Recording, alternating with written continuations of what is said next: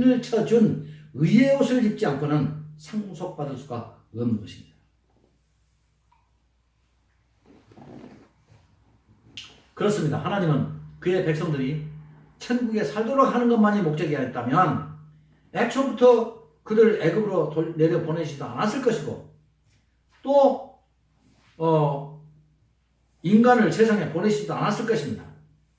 또 뿐만 아니라 고센 땅에서 가나안 땅은 너무 가까워요. 걸어서 천천히 짐승 데리고 가도 일주일이면 충분히 도착합니다. 근데 40년 동안을 걸렸어요. 목적이 딴 데 있다는 얘기죠.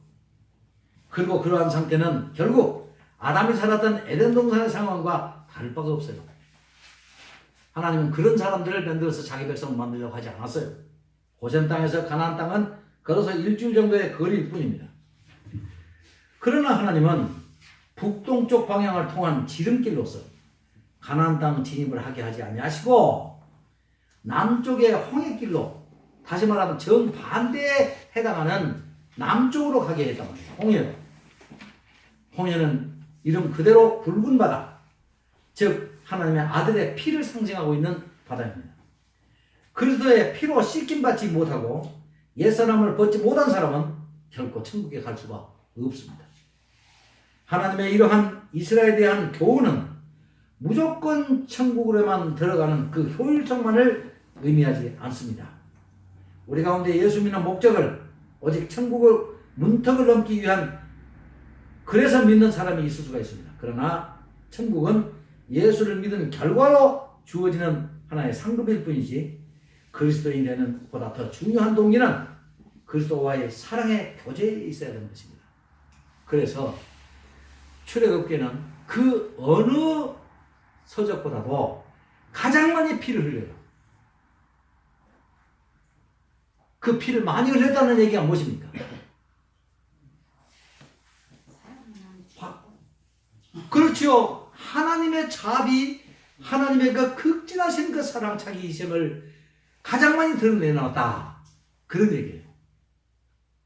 그러므로 그 피를, 나를 내가 받아야 할 그 피를 누리는, 그 피를 흘리는 그 분을 만났을 때 우리 속에서 어떤 감성, 어떤 감사가 나와야 할 것입니다. 천국이 좋은 이유가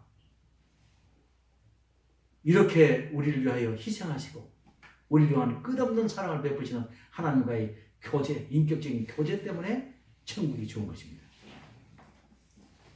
번영신학이 가르치는 현세적 축복 우선주의는 아주 야가 빠진 인간이 이기심에서 출발한 것입니다. 그들이 천국을 비록 말한다 할지라도 그것은 보상심리일 뿐이지 인격적인 하나님과의 참된 교제에서 나온 것이 아닙니다.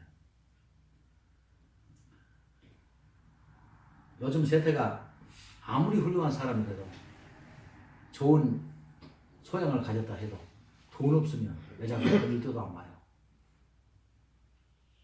모든 평가 기준이 다 돈이죠. 배경. 그것이 나쁘다는 걸 다 알아요, 사람들이. 그런데 그런 심적으로 하나님을 믿는 사람들이 있다는 얘기죠. 그건 누굽니까? 번영주의자들이죠. 하나님과의 교제만 다시 계속될 수 있다면 차라리 천국을 포기할 수도 있다. 이렇게 말하는 사람이 있어요. 누굽니까? 모세죠. 그래서 이 모세의 요구는 너무나도 아름답습니다. 우상숭배, 다시 말하면 송아지, 금송아지를 만들어갖고 거기에서 경배하고 있는 그들을 하나님께서 다 멸절시켜버리겠다 했어요. 이때 그것을 만류하고 그들이 지옥에 가야 한다면 차라리 제가 가겠습니다 했던 분이 있지요. 모세지요. 한번 읽어보면 참 은혜스러워요. 읽지 않겠습니다. 이스라엘 백성들이 애굽을 떠나기 전에 그들이 하나님을 신뢰한다 하는 신앙 고백이 있어야 합니다. 왜 갑니까? 우리나라 속담 가운데 제일 더러운, 제가 싫어하는 그 속담이 있어요. 뭐 친구 따라 강남 간다는 거죠. 자기 주제, 자기 주체의식, 눈꼽만도 없이 남에게 의해서 끌려가고 남에 의해서 삶을 살겠다. 이들도요, 출애굽을 해가지고 애굽을 떠난다. 어디로 가서 산단 말입니다.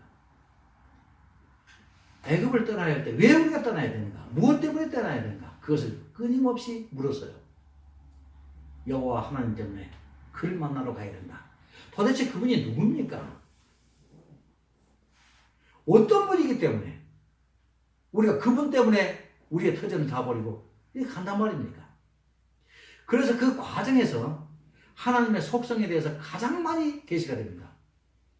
성경 어디에 그런 얘기가 있습니까만은 하나님에 대해서 가장 잘 설명한 것이 I am who I am. 그 말이 바로 거기에서 나와요. 모세가 또 묻고 또 묻고 하면서 도대체 내 백성들이 당신이 누구냐고 물을 때 내가 어떻게 대답하리까? 이렇게 얘기하라. 그러면서 하나님의 자신에 관한 그 속성에 대해서 아주 리얼하게 가장 많이 나와요. 다시 말하면 그들은 인격적으로 이 하나님께 대해서 동의한 연후에 그분이 오라고 하는 그 방향을 향해서 가야 된단 말이에요. 우리가 책임도 없이 아무런 목적도 없이 그냥 교회만 가면 몇십 년 일평생 교회만 가면 천국 가겠지 이러면서 교회를 의미 없이 막 다녀. 대부분의 교인들이 그래요. 누가 본이 납니까? 누가 교회를 그렇게 오래 다니면 천국 따놓은 당상이라고 말합니까? 성경에 그런 것이 하나도 없어요. 다시 말하면 출애굽하면서 우리가 어디로 갑니까? 뭐 때문에 갑니까? 누구를 만나야 됩니까? 그 목적이 분명히 해야 된다는 거죠. 그것은 하나님이 제시하시는 방법에 동의해야 하는 것인데 그 신앙 고백으로 하나님은 그들을 그의 백성으로 인정하실 것입니다. 이제 양을 잡고 그 피를 그들이 거하는 처소의 중심부에 발라야 하는 것이었습니다. 이 의미도 없고 알 수도 없고 전혀 알 수도 없는 이런 행위를 오직 믿음 하나로 양을 잡고 그리고 원하는 대로 다 그 피를 설주에 발랐습니다. 뿐만 아니라 희생된 고기와 누룩없는 그리고 발효되지 않은 떡을 급히 나물과 함께 쓴 나물과 함께 먹어야 했습니다. 이것이 무엇입니까? 뭐에 대한 얘기입니까?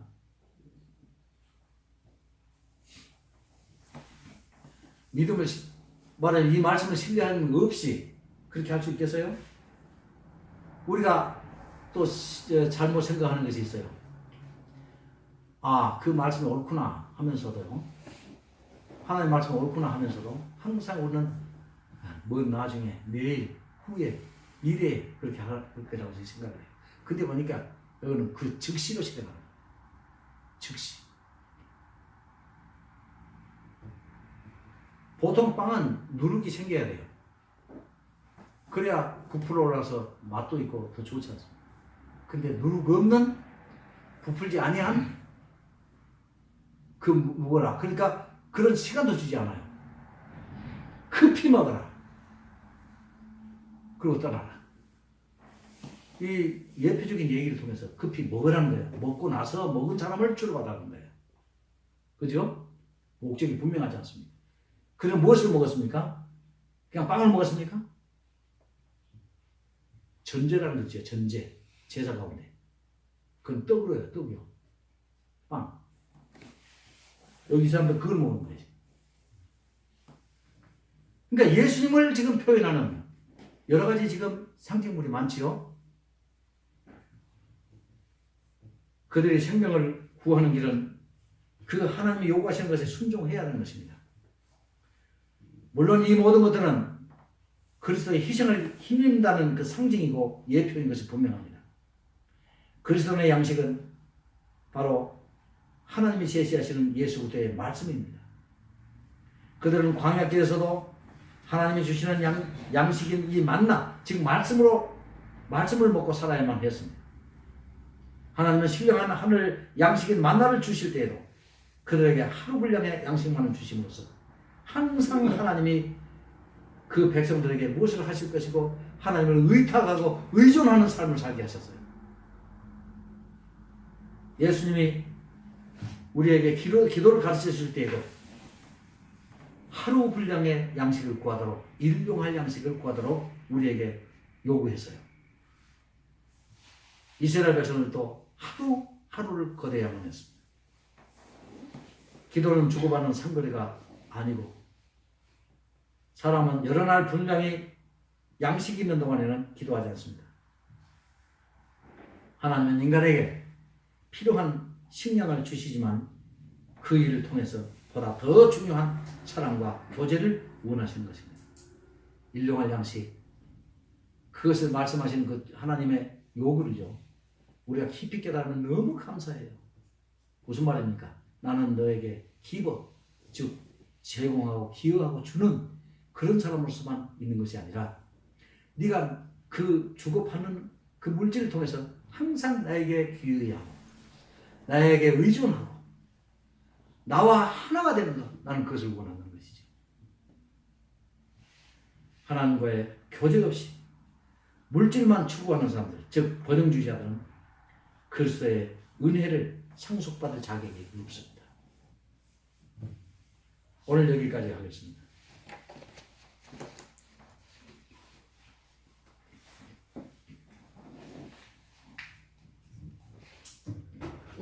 질문이 있습니까? 근데 이 책을 이렇게 사실 읽어가고 있거든요. 근데 어렵지 않죠? 이거 어렵습니까? 이거 설명 여러분 못하겠습니까? 글쎄, 나는 이게 어렵다 그러면 어려워요?